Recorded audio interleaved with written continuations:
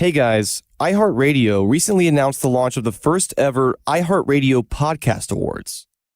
And Up and Vanish is nominated for Best Crime Podcast. This is the first major award show to recognize podcasting. And you guys, the listeners, will help decide who wins. So, if you enjoyed Up and Vanished, vote for us. Just go to iHeartPodcastAwards.com and you can vote up to 5 times per day. Or, if it's easier, you can also tweet your vote by using the hashtag iHeartPodcastAwards, then hashtag CrimePodcast, and hashtag Up and Vanished. As always, thanks for your support. If you've enjoyed Up and Vanished, give us a vote. That's iHeartPodcastAwards.com. Thanks, guys.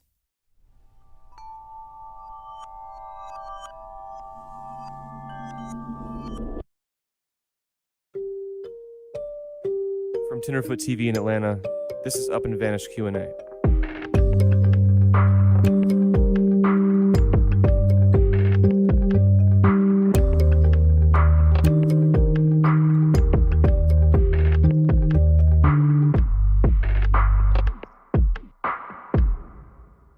Payne. Listener from Houston here. So we learned in the Tara case how powerful the cadaver dogs can be.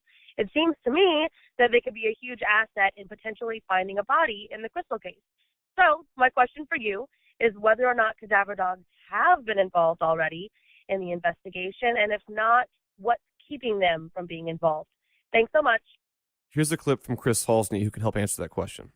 I mean, the sheriff's department, they had dogs, searchers, helicopters, when they went searching for her initially and didn't find anything. I think they were looking for somebody out there who was alive, though, right? They're not hunting for a body at that point. They're searching for her in case she's walked off or camping or injured or, she's fallen off a cliff and it's something obvious. That's what they're looking for. They're not looking for something hidden. Hey, my name's Cassie, and I have a couple of questions. The first question is, during today's podcast, we listened about Calvin and the other 2 guys, the new suspects. And my first question is, how did they come into the picture? Nothing was said about how they were. I mean, I understand why they're suspects because they've been talked to and they said things that, made them sound like suspects. But, how did anybody know to question them? How did they come into the picture? The simple answer to this is that this is just a group of friends here in Crestone. Even though Crestone is very small, believe it or not everyone knows each other, nor does everyone hang out together. Now, Crystal may not have been personal friends with all these individuals, but at one time or another, all these people hung out in the same general crowd. This is essentially a group of friends that at some point Crystal was hanging out with, and they're all currently talking about what may have happened to her. Some of these people have been persons of interest in the eyes of law enforcement, and for whatever reason, they all seem to have something to say about what may have happened to her. And on top of that, there's a lot of finger pointing going on between everybody in the group. Hey, Payne, this is Christian from Boston. I just had a question towards I believe it was the end of this past episode when you guys were doing the summary. You mentioned that Crystal's disappearance, and you categorized it as now a murder. So I was wondering if that was purpose and if you have new information that's leading you to state now that it's no longer a disappearance, it's actually a murder. Love the show. Appreciate all you guys are doing. Thanks so much. I mean, I think the general consensus with the family, the friends, law enforcement, both local law enforcement and the CBI, is that this is likely not just a missing persons case anymore, that there is some foul play involved here. The bottom line is it's very unlikely that Crystal walked away on her own, and she would never do that to her family or to her daughter. So the question is, well, where is she? And if we can't find her after people have been looking for several years, it means that somebody hid whatever happened. Somebody purposely tried to cover their tracks. Whatever happened, I feel like that this is going to be a murder case. Hello, this is Danielle from New Jersey. Thank you so much for all the work that you're doing on this podcast. It's really great. Crestone seems to be an area that's really off the grid. A lot of kind of hippie, spiritual types of people, versus the last podcast where I feel like people would be more like inclined to listen to podcasts and be more like connected. So do you find that to be difficult? The people in Crestone, are they kind of off the grid? Are they listening to the podcast? Are they in tune to what's going on? So thank you so much, and look forward to the rest of the podcast. Even though Crestone is very off the grid and there's poor cell service, they do have internet and they do have phones. We found that it seems like a majority of the people who live in Crestone are aware of the podcast and in some way, shape, or form do listen or have heard enough about it to be up to speed on what's being talked about in Crystal's case. And overall, we think most of the people in Crestone genuinely do care about finding out what happened to Crystal and putting this thing to rest. Hi, this is a listener from Kansas City. Just wondering why it took so long for the report for a missing person to be filed, because it wasn't filed until the end of the month when she might have been missing around anywhere from the 12th to the 20th. I'm just wondering why there's like such that long gap. I understand her landlord was the one who filed the report, but nobody else. Thought it was weird that she was missing in the sense that they felt the need to report it. Yeah, curious if my question will be answered. Awesome show. Hope you guys figure it out. And thanks. Bye-bye. Well, her friends and family were certainly concerned after just a few days of not hearing from her. But to be honest, the police just weren't that concerned early on, as if this could be a homicide case. They just thought that, Crystal would turn back up in a few days. And, you can't entirely blame them for that because statistically that does happen a lot. Someone goes missing and they show right back up. Remember, this is an area where a lot of people pass in and out. People go hiking, camping, walking. It's kind of off the grid and outdoorsy. So for those reasons, I don't think a missing person would immediately alarm law enforcement as much as it might somewhere else, a more urban area, where it's just simply harder to go off grid. And at the time, there was no signs of foul play, and there was tons of different stories that were coming in really fast that were contradicting each other. And only over the past couple of years has everyone been able to sort through it all and determine the real timeline here. But I think initially the police just thought she had left somewhere and was coming back. But after a couple of weeks, they realized that that was likely no longer the case.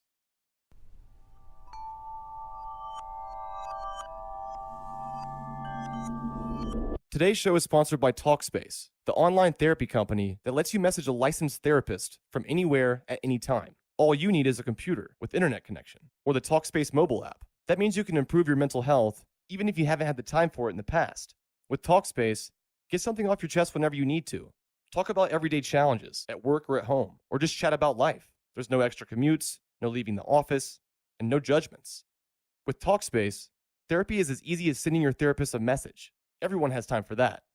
It's also important to remember that therapy isn't just about venting your innermost thoughts or digging into childhood memories. It's also about practical everyday strategies for stress management and just living a happier life. Having a therapist provides you a designated person to talk to who is trained to listen and help you make positive changes. The Talkspace platform has over 2,000 licensed therapists who are experienced in addressing life's challenges we all face. To match with a perfect therapist for a fraction of the price of traditional therapy, go to Talkspace.com/up and use the code UP to get $45 off your first month and show your support for the show. That's promo code UP and Talkspace.com/up.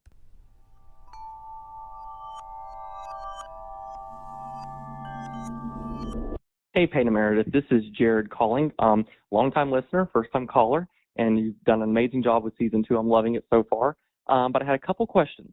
Do you think it might be any way possible that the attack that Crystal's boyfriend, well, I guess ex-boyfriend, the father of her child, that attack that happened on him could be any way relational to her disappearance? Because I believe it was Landon, that's what we're calling him, stated that Catfish has hired people before, to steal from them and beat them up and things of that nature. Do you think it could have been where they went after, him first in order to show her a lesson or something? And then, since something didn't work, they might have, done something unfortunately to her. And also, Payne, do you ever get nervous when you interview or go to reach out to these kind of people, these people that could, potentially be a murderer? Does it not scare you at all, or is it off-putting, or do you take precautions of any way? Again, thank you guys. Season 2's been great, and look forward to the next episode. Hey, Jared. Both are really good questions. Personally, I do not think that what happened to Eli in Denver is in any way, shape, or form related to Crystal's disappearance. Now, the timing is definitely strange, and it's an awful thing that happened to him. I've seen the pictures of his face. He was definitely beaten pretty badly by some strangers, and just an awful thing that happened. But I think it was just a freak occurrence, and the timing is strange, but I believe it has nothing to do with Crystal's disappearance. And to answer your question about, do I get nervous? Sometimes I do, but I think that I have to put blinders on for a lot of this stuff. If I think too much about the elements of danger, it's too hard to stay focused. So a lot of times I just kind of go into tunnel vision with this and really try to get to the answers that way. There's been times where I've been nervous, but you can't really dwell on that too much. So I think that I usually block it out by just continuing to focus on the bigger goal and surrounding myself with good people and just being cautious in general. Hey, this is Christy from Woodstock, Georgia. So I've been listening, and there's been a lot of talk about the messages and the phone call log from Kristen's old phone. But what about her new phone, the phone that she had when she went missing? Do we know anything about where that phone is? Do we know any of who the last person she called or the last person she text messaged with? Just a question. It seems like a big gap in the story. Love the show. Thanks.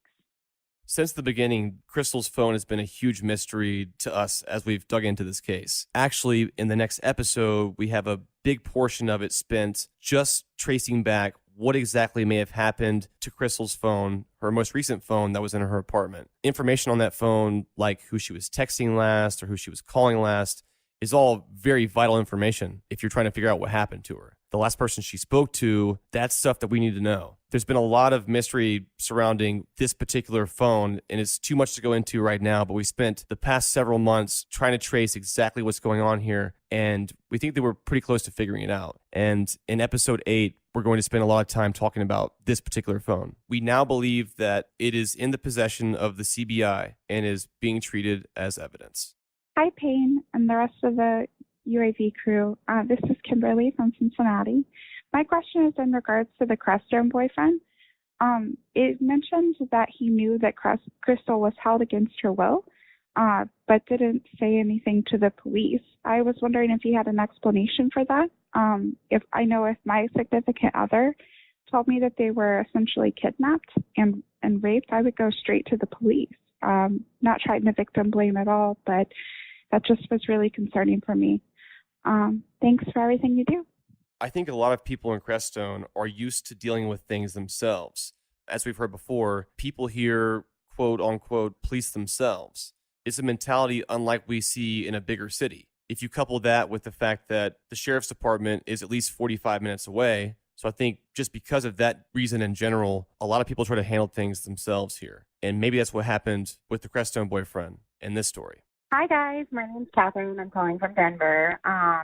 I have a very big lingering question from the past few episodes, and I was just hoping what the follow-up was on Catfish's neighbors seeing him in the rain in the dark standing next to his car with a body-sized bag on the ground and a shovel.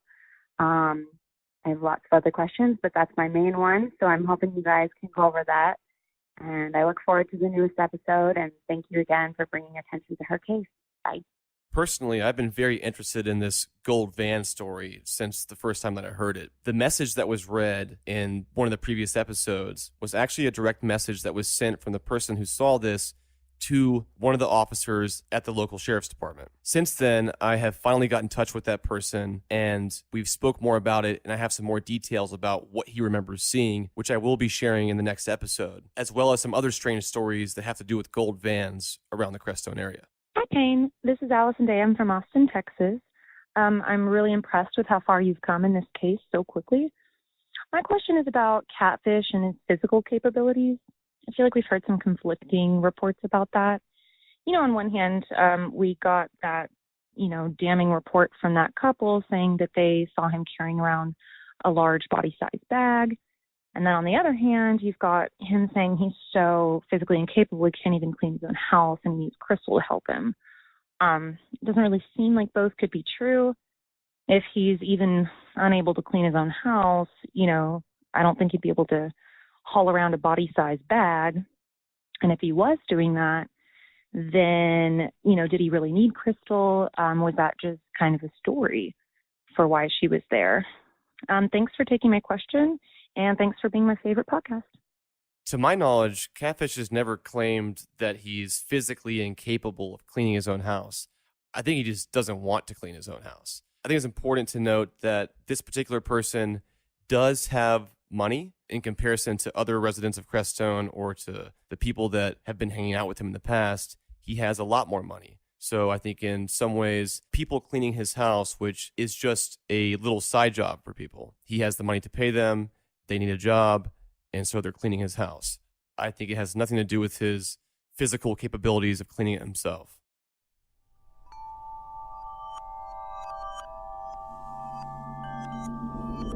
With Amazon Music, a voice is all you need. Discover over 50 million songs and thousands of curated playlists and stations across all your devices, just by asking. Find your favorite songs at the tip of your fingers and the tip of your tongue. Having friends over tonight? Just ask to play music for a dinner party. Want to remember your favorite memories? Request popular music from a decade, or even a particular year of your choice. Or what if you can't remember the name of that song, but you know some of the lyrics? Just ask for the song that goes like, you can still find it. Listening to music has never been more natural, simple, and fun. And right now, new Amazon Music customers get 3 months for just 99 cents at amazonmusic.com. Renews automatically. Cancel anytime. That's amazonmusic.com. Get 3 months for just 99 cents at amazonmusic.com.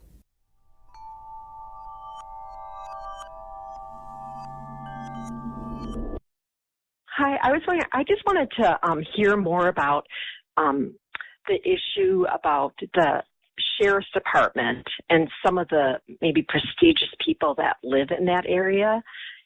There was some inferences and some direct statements made some people in the podcast that, like there was meth labs in the area and they would report it and the sheriff's department would ignore it or nothing would be done about it. And then I know that Catfish has some connections to some prestigious people in Crestone who have to do with the spiritual centers. So I'm just wondering what's the connection here, and maybe is that why this missing case has not been solved over the past 2 years, or things haven't been pursued like they should? Thank you.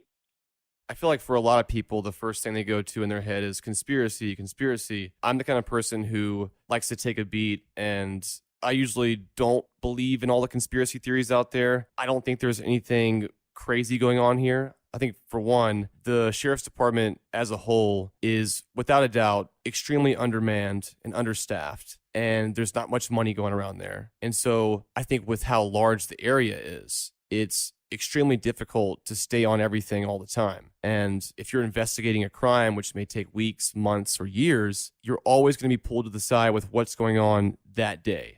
There could be a car crash on the road that day, and that takes precedence over everything else. And when there's only just a handful of officers out there, it's very hard to manage all this stuff. Now, I don't think anyone's purposely ignoring the citizens of Crestone and their concerns, or if they're reporting a meth lab or a crime. If anything, it should be chalked up to just incompetence. I don't think there's some big conspiracy going on here where people are covering things up. I think that sometimes when mistakes are made, if the faults are not admitted and you do start covering that up, then it starts to look like something else. And maybe there's been a little bit of that going on. I think until we know all the facts, it's hard to determine that. But I think they don't have the means and the manpower to always handle bigger, out-of-control issues, like the prevalence of meth labs and drug dealers. I think there may be some kind of downplaying or mishandling going on, but I definitely don't think it's conspiring. Hey guys, my name is Clay, listening to you guys from Los Lunas, New Mexico, and just want to say hello to the podcast. I've binged season 1 and I'm finally caught up with season 2. But my question is to you guys, or just a thought, do you think that maybe this Brian guy is looking more like a scapegoat in a way? Like, to me, I feel like he hasn't done anything, and that maybe this Catfish guy and some of the other ones are maybe trying to put the blame on him, making up stuff about him. just for the fact that he has history with Crystal as far as wrecking the car and stuff. So, anyways, that was my thought. I like your way of thinking there. We've heard Catfish say that he has proof that Brian killed Crystal and that in some way, shape, or form he confessed to him through a Facebook message. Is Brian a scapegoat? I don't know. We've heard the accusation from Catfish. Now we should hear what Brian has to say about it. But to me, one thing is for sure. The fact that Catfish has this message to begin with, to me, completely narrows the suspect list. Either it's true, it's real, and Brian confessed, or if it's something else and this message is not from Brian, then we have a completely different story here. Hi, Payne. This is Mariah in Utah. My question is in regards to that phone call where the woman seemed to interrupt the conversation. I know there wasn't a big explanation and you said you didn't know who that was, but do you have any details further or any thoughts on that? Do you think it's because of how Crestone is known for being very spiritual and psychic and kind of just strange things happening? Thanks. So the lady that you hear come into the phone call with Landon towards the end and says some weird stuff like, Payne, come meet your creator. I think I do know who this person is. I believe that he's part of this religious group there, a very small one. I don't know too much about it, but they believe in some interesting things. And I think that I was receiving an invitation to join them. And apparently I am one of them. Hi, my name is Leslie. I'm a listener in Reno, Nevada. My question right now is about Brian. I'm wondering why his last name continues to be censored.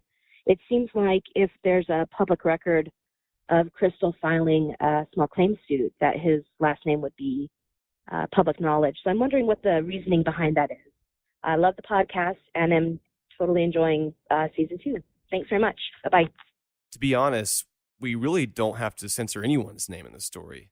All the people's names that you hear censored have just been out of personal choice by myself and the team here because some of these details in the case are extremely sensitive and we don't know all the facts and we're trying to sort through it. So as a courtesy to these people, we are censoring their names. Even though there are public records on some of these individuals that may be for crimes they've committed or whatever else, we have chosen to take the stance of censoring at least their last names.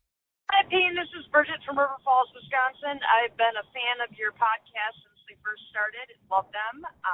My question is, what are the odds, given the landscape of Crestone, that if she was dumped into a mine, she is able to be located? Will the body ever be located, or is this going to always be a murder case without a body? Love to hear your thoughts on this.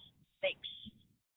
I think given the difficult terrain here, finding Crystal's body is going to be a huge task. On the other hand, I think that if we can find Crystal's body, getting a conviction, a murder conviction, or any sort of serious progress in the case, in that sense, it'll be a lot easier. But if you look at the history, there's been plenty of cases, even murder convictions, where they didn't have a body. I think either way, we're looking for evidence here. But I think finding Crystal's body is very important. But in the end, I think there can still be justice without finding her.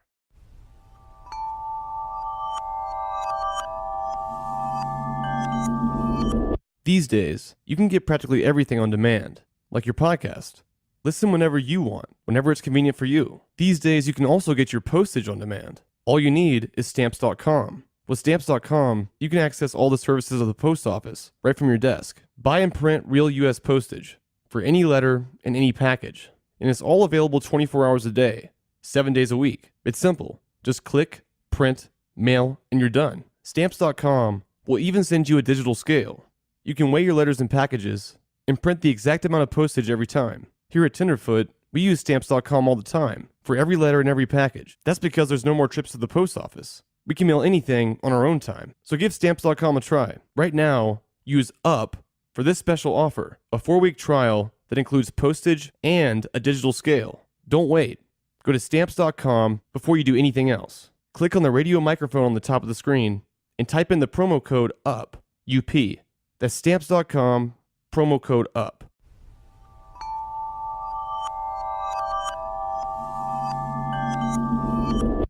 Nobody wants to feel like they're overpaying while shopping online. But did you know there's an easy way to always get the lowest price? It's called Honey, and everyone deserves to know about it. Honey is a free shopping tool that automatically saves you money by searching the internet for the best promo codes each time you shop online. That means that you get the best deals without even trying on sites like Amazon, eBay, Walmart, Macy's, Domino's, and many more. Honey has over 10 million members and over 100,000 five-star reviews. And here's something crazy. Honey members have already saved more than $800 million. Not bad for something that's completely free. And it takes just 2 clicks to install. Never worry if you're overpaying again. Recently, I saved $11.48 on a brand new wireless speaker from Bose on Amazon. There's no reason not to add Honey to your browser.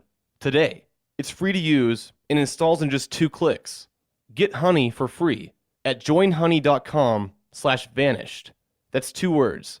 joinhoney.com/vanished. Honey, the easiest way to save money while shopping online. Hey, Payne. My name is Nick. I'm calling from London, Ontario, Canada.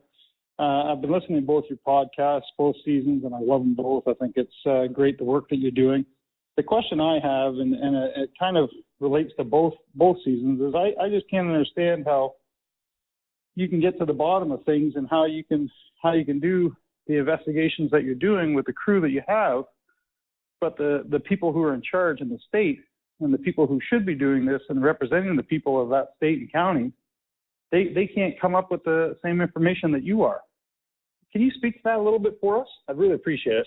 Hey, Nick, I appreciate your question. I think most of the time, law enforcement officials aren't given the luxury of being able to work on a single case every single day. And I think with a case like Crystal's, being so remote, so far out there, with very little police presence to begin with, it's extremely hard for any agency to solve this case. That's one of the smallest bureaus in the whole country. They don't have the luxury of doing this every single day and chasing down every lead. They get bits and pieces every now and then. They work on it when they can, but there's always another case, something going on. Even the CBI, for instance, I believe there's only around 30 officers or so for the whole state. And Colorado is huge. The terrain itself, it takes hours to get between different cities. And so much time is spent even just traveling around in the state of Colorado. I don't think that we're better than anybody else. It's nothing like that. I think that most law enforcement officers would probably wish they could spend as much time as we're spending on a case. The difference is here at Up and Vanish, we have the time and the means to focus on just one case. And I'm sure if other investigative agencies out there in the world had that same luxury, then they'd be solving a lot of cases. Hey, Payne and team. I have a question about the CBI. I was wondering, since you guys have been sort of kicking the hornet's nest, so to speak, if they have gotten in touch with you or if you have heard any more from any law enforcement regarding the case. Really enjoying the series. Thank you so much, and looking forward to the next episode. To answer your question, I have been in touch with the CBI, and both the Sheriff's Department and the CBI are actively investigating this case as well. Hey, Up and Vanish team. This is Luke from Chicago. Absolutely love the music this season. And there's one particular music cue that sounds like the beginning of Slippery, the Migos track, which I think is super cool because you guys are from Atlanta, so it seems like a nod, but not sure if that was on purpose. Keep doing what you're doing, and I cannot wait for this case to get solved. Thank you. Hey, Luke, thanks for calling in. I'm glad that you're a fan of the music because I also am a fan of the music. Makeup and Vanity Set is the artist who produces all the music for Up and Vanished Season 2. It's funny that you think that one of his cues sounds like Slippery by the Migos. I don't know if that was intentional, but let's see how close they are. I think I know which one you're talking about. Hey, dude. We were just answering some Q&A questions. They thought that one of the cues was a nod to the Migos song Slippery.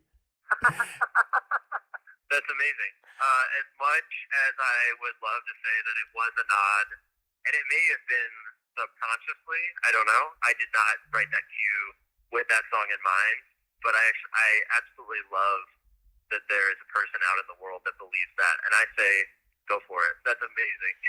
Do you think that rap music does influence your cues sometimes? Yeah, I think so. I think definitely with this one because we were dealing with Crestone as like an environment, which is kind of has this sort of already kind of crunchy, off the grid kind of vibe anyways. But I think that was sort of a weird underlying thing in the beginning. And a lot of the cues in this season have been that way. I've had sort of broken beat and kind of some very subtle influences from that world. So yeah, that totally makes sense. I mean, I think that's amazing. Oh, and our team also really enjoyed this comment. And another question off subject, has he ever been offered to be a voice double for George W. Bush? Because he kind of sounds like him. All right, thanks guys, bye. Hey guys, thanks for listening. Be sure to tune in next Monday, October 22nd, for episode 8. Thanks. See you soon.